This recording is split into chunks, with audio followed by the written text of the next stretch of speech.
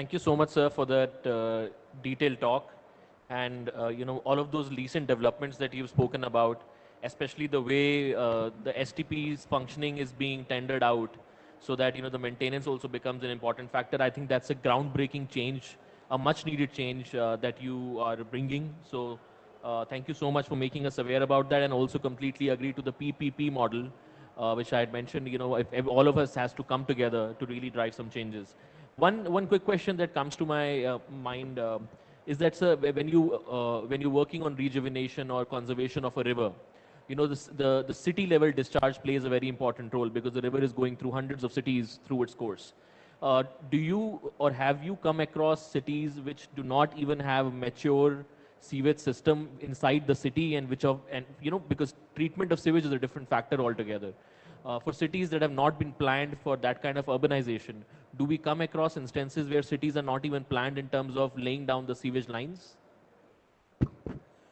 Unfortunately, yes. In fact, several cities, I mean, this is a very, very important question because we have to understand we have a very, I mean, we have a large system of cities and towns.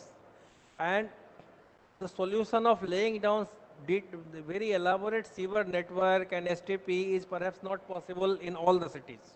Of course, where it's densely populated and major places we have to do. You will be surprised in the state capital, Patna, Yeah.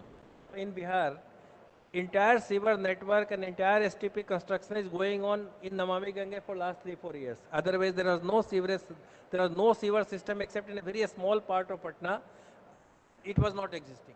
So I think let's not be surprised. There are several in Delhi. There are several areas where there is no sewer system, right in the national capital, and those things are being done. But I will also like to tell you, perhaps to check pollution in the river.